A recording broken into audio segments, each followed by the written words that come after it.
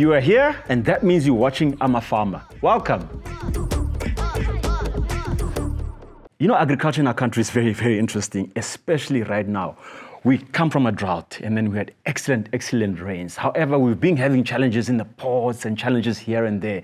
But there is a burning issue that has been, throughout in the news all over the world and in South Africa, and that is the expropriation bill, or expropriation without compensation. You know, those English words. Ne? So I brought someone in studio who's going to unpack it for us perfectly, because, hey guys, you open the internet, the ANC is trying to get their votes back, but you know. But in studio with me, I have Wandile Sihlobo. Now, he's a well-known person in the agri space. However, if you don't know who he is, I'm going to read now, just so that we're on the same page. So Wandile is the chief economist at the Agricultural Business Chamber of South Africa, or AGBIZ for short. And he wrote not one, but two books. The first book being Finding Common Ground, and the latest book being Two Agricultures. Guys, do yourself a favor, go get this book. Nah, for real, go get this book. And so Wandile was also appointed as a member of President Cyril Ramaphosa's Presidential Economic Advisory Council in 2019 and reappointed again in 2022. So basically, he served on the Presidential Expert Advisory Panel on Land Reform and Agriculture. So basically, he's the right guy to talk to. Wandile, ninjani? No, Gushle. You think I'm the right guy that will put out the president's secrets? Yeah, really. So that's what we want. No. Thanks, though, for having me on here. I've been meaning to come to the show. One of the big supporters of watching. So congrats to what you guys have put in here. We all appreciate the insights. Thank you so much, Wandile, for coming. So, right now we've been getting excellent rains, okay? And I was on farms recently, and wow, some farms are doing well in terms of maize and soya and stuff. But, man, hey, expropriation bill, okay? Let me put it in my experience. I've been to a lot of braais, okay?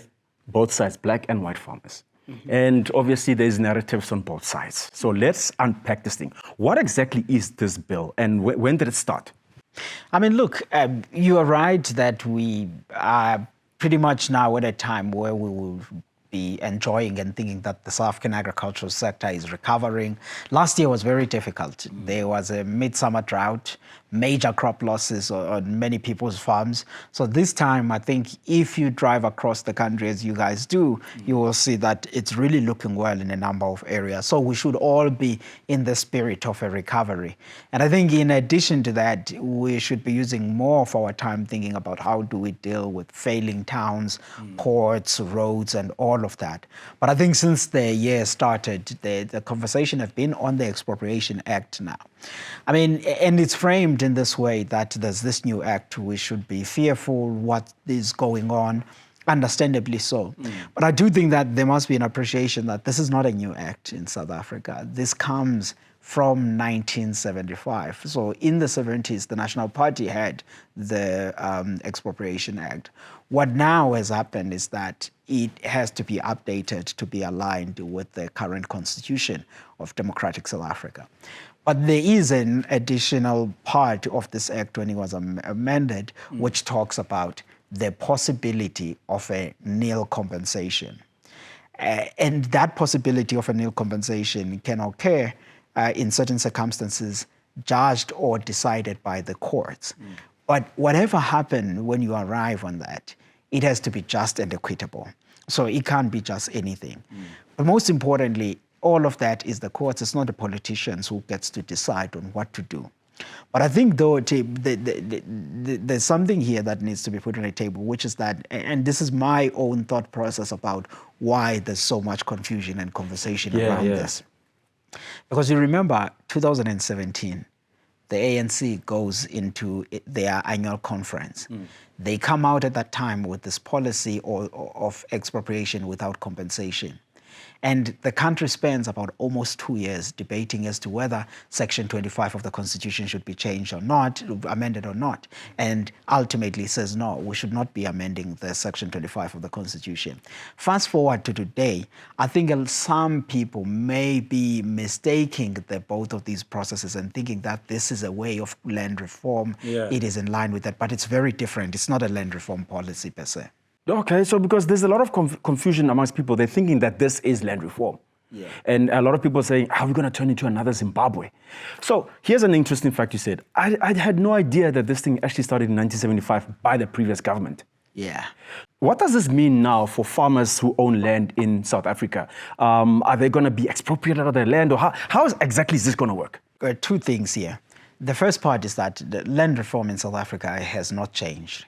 We're still operating on a market basis principles, willing seller, willing buyer approach, and land reform in the country. It runs into 3 legs.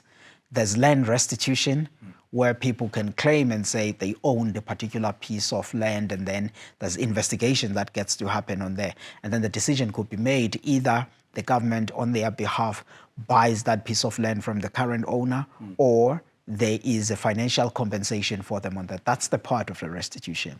Then there's land tenure, which talks about strengthening people's rights in the lands. To say, if you go to Ebizana, if you go to Modi, Limpopo, in the former homelands areas of South Africa, can we make sure that land governance is improved and the people's rights to those lands? That's the second leg of land reform in South Africa.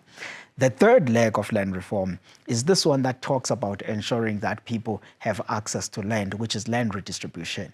Under that part, the state goes out into the market, acquire land, and then on the basis distribute that land. One of the programs that is underneath that land redistribution is what is called the proactive land acquisition strategies. People, some of your viewers of the show, they will know about plus farms, some that under those plus farms. That's that, and the government uses this as a leases. So we're continuing on that. Now, what is then Expropriation Act getting into this? The Expropriation Act is, my colleagues Theo Boshoff and Annelies Crosby have written at length about this. It can only be utilized as an instrument when we are dealing with issues of public interest. We are trying to build schools, we are trying to build roads. So it does not replace the land reform.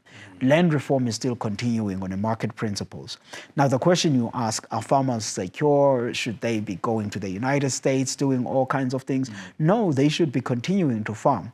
But at the same time, I'm not saying this to shut down the debate. I think what South Africans have done over the past few days is also important, because it means that they are engaged with what happens in their country. They are asking tough questions. They are voicing what they said. This is democracy. It has to have this robust conversation. But my viewpoint in here is that, our interpretation of the bill and even conversations that we've had with politicians, land is safe in South Africa. Property rights are intact. I can say that. Speaking of safe land, there's a lot of misconceptions about this act. Take, for example, President Donald Trump. In your opinion, do you think that the way he reacted in his government is, overreacting? I think in my judgment of what is going on in the U.S. side, they misrepresented what the Expropriation Act is about. And as a basis of that, and as a basis of who President Trump is, and as the United States is a powerful country in the world, so whatever comes out of the White House tends to reach as many people as possible, and which is why this conversation has gone on into the length that it is. But I think initially from there, he misunderstood exactly what's going on. And in fact, the United States, South Africa is not the only country that has an Expropriation Act, by the way. The United States has it. And many other countries in the world, they have their Expropriation Acts. They call it all kinds of names, but it's what is used. If I have to build a school, if I have to build a road, and all of those things. And in all of that, it doesn't mean that you would be, let's say in your farm, you have a farm and we feel like there must be a school or whatever, and then you are taken out of that. It doesn't mean that you won't be compensated. You will be compensated on that. But it's a tool that the governments do use. And I think the most important thing here is that this is not an act that is being introduced right now. It's something that has been there in South Africa since the 70s. Because that's another question I had. President Cyril Ramaphosa signed the act like not long ago. timing-wise, was this the right time to do it, or shouldn't it have been waited? Or because I feel like maybe we should have not signed this thing now. Am I incorrect? I mean, look, there's never a perfect moment on some of these things. And what you are raising was raised by one of the great South Africans. A few weeks ago, I was at Cernic group, Wamnexer Fontaine, who we all admire, was a bit hurtful about this, saying, look, this thing is signed right out of Davos. He wasn't necessarily saying he has a problem with the act per se, but the timing, the politics and everything. Yeah. You probably saw his work on the Sunday Times where they did an interview with them. But I mean, ultimately, going back now, not necessarily in defense of the president or anything, this is an act that has been underway. There are amendments and things. People like Annalise Crosby, my colleague at ACPAS, they've been commenting on the amendments being made for many years. So it's been long coming. It goes through the processes of parliament and provincial and all of that. So I wouldn't necessarily say anything on that. And I mean, the events in the world, they go the way they go. But one thing I will emphasize, though, I do think that either Minister Dion McPherson, Mr. Minister Ronald Lamola, or the presidency should have perhaps maybe communicated this much better than we did. But again, in hindsight, this is what we're viewing now. But without a benefit of this insight and the reaction of how people will be, you will not know how to be. So I think that contributed to that. Had they explained much more better and brought people in line, perhaps maybe we wouldn't have been here, who knows? Now, a burning question at the back of my head is, for the act to actually happen, let's say somebody has to be expropriated out of their land, how will that be done? I mean, look, you have a piece of farm. The government wants maybe to build a school. I keep using the same example. Yeah. They will have a conversation with you. They won't just forget to come there and say, they will say, hey, we have to buy this piece of land. We would like to compensate you. We'll do evaluation and 1, 2, 3. This is what we have to do. It will be on the market principles. And then they will first ask you that they want to buy. They won't just say, we are expropriating you. Then if there is a back and forth thing in that there's no agreement, then it goes to court. By the way, while everything is in court, the process is stopped. No one can chase you out of your land while your case is being heard in court. No, it stops on that. And there's no government officials that have power to go and kicking around South Africans. The point I made is very important of saying farmers that are farming and doing all of the great stuff that we do for South Africa, they remain safe. The property rights are intact. We are not a banana republic. The rule of law leans in. But what this does, it offers an avenue for those conversations. And the decisions are not going to be done by all of elected officials. It's going to be done by the judiciary. The rule of law matters in South Africa. So basically the courts, should I say, is a safe buffer that politicians can't just take decisions willy-nilly. Is that what I'm hearing? Yeah, but also the more important I want to underscore is that you can't randomly use expropriation at any point, even on that. Land reform is the process that you need. And also when you have to build anything, you enter in conversations with people.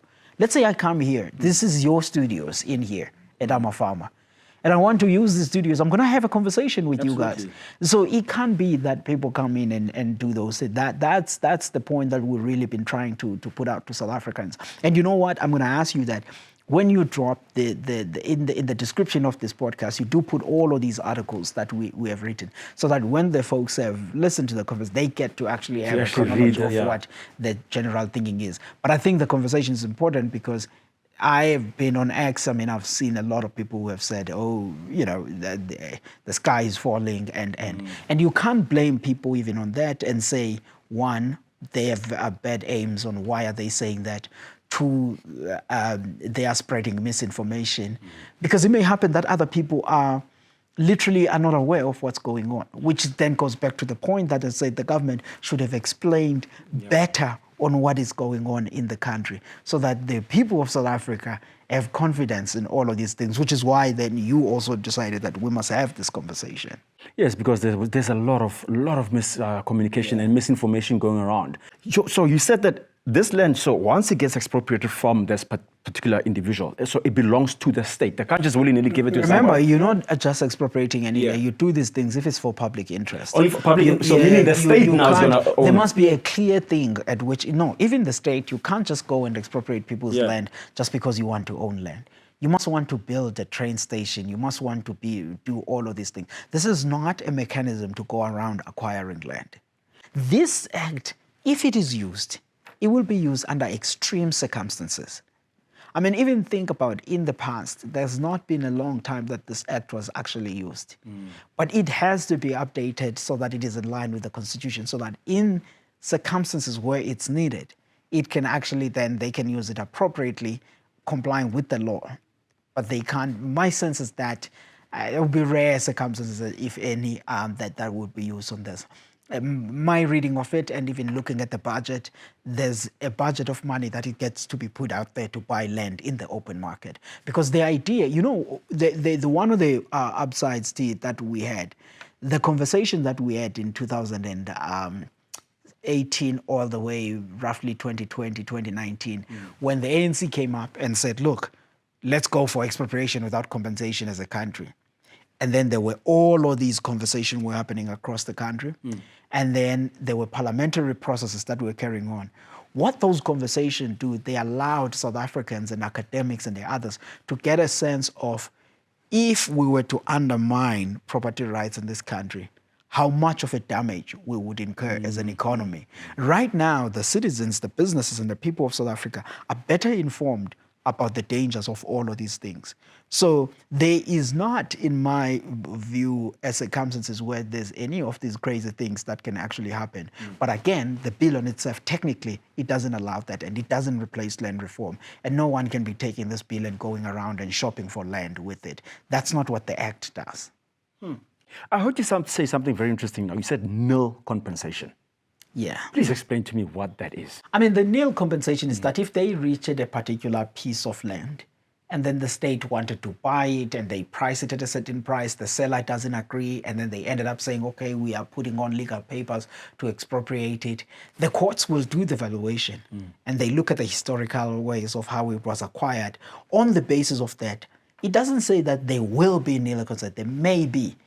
The nil compensation is justified according to the basis of whatever the factors the courts may agree on to arrive on that. Let's say there's someone who bought, as an example, an apartment building, Sunnyside, Pretoria. They go away to live in Slovakia. They never come back to South Africa. You are looking for them. You want this building out so that you can actually be able to build a bus lane. And you can't reach anyone and there's nothing happening. The building is abandoned. What happens then? Yeah, then the state can take it then. So in instances like that where the legal route can come in, the state even themselves cannot just take it. There's a legal pathway that needs to be followed. And on the basis of that, the compensation and the other things. I'm making this an example. I'm not saying this is what will happen. But the one thing I want to stress to fellow South Africans in the call, and even the global audience that has been following this conversation, is that South Africa has a strong rule of law. Land reform is not replaced by Expropriation Act. It is just one of the rare instruments that may be used. The South African government is still buying land in the open market. And on that, I can wear my hat. You introduced me very generously about my work at the Economic Advisory Council. I mean, I can wear my hat officially and say the title deeds are intact, and my understanding of the policy, as well as a conversation even with by the leadership of this country, is that they continue in that. And lastly, Wandile, are you optimistic about our agri sector? I mean, looking at what's been happening around the world, I'm scared, but I'm very optimistic. But from your side, because you are within, as we say. Where? You know, you're within, Vele. You're within, Vele. Ustero's got you on speed dial, so I want to know. Look, man. There was someone on X the other day talking about this thing and saying, we know you like talking positive. I was like, no, I'm not talking positive. I'm just telling you my observations of one of the, which is why also I haven't been taking a lot of offense, even from South Africans who I understand that they are anxious, and then out of that anxiety, they end up tweeting you something that is unkind, but I don't think many of them mean bad. I think it's in the heat of the moment of what they see there, and they think that I'm not taking into account what they are saying, so that frustrates them, and they end up saying all kinds of stuff that they say. But the point is that even in the moment of that, why am I? I mean, I'm optimistic for a number of reasons. Let me just say three. One, I'm of a strong belief that our property rights are intact, so there is no threat, as people were saying.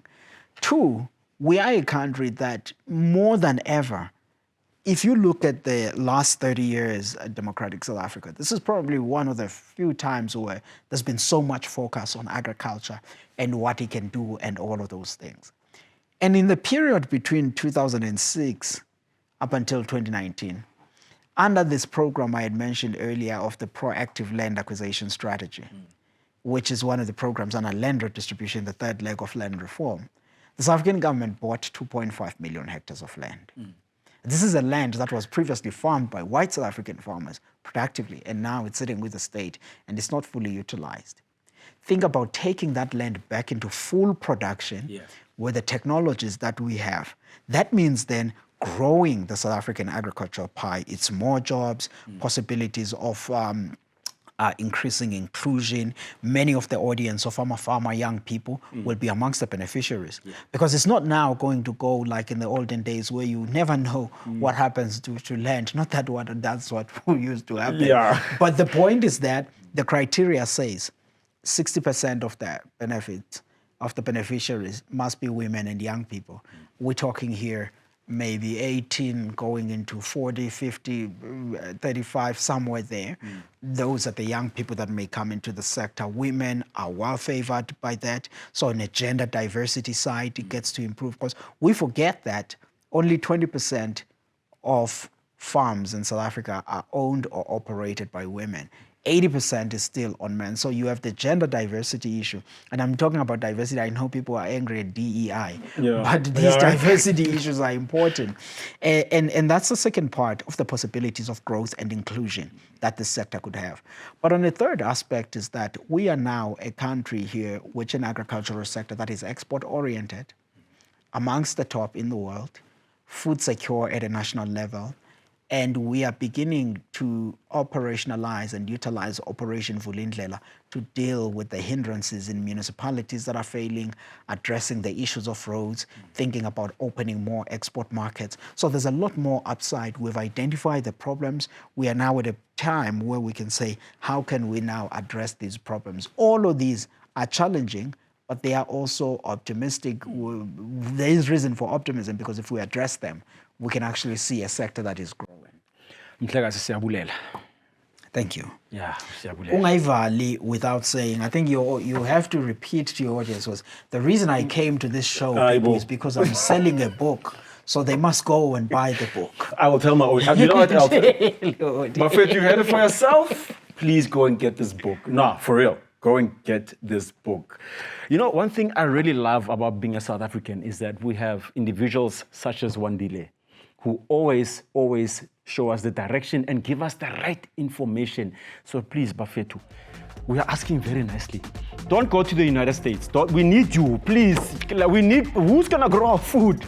Please don't go to the United States. And thank you guys once again for tuning into Farmer.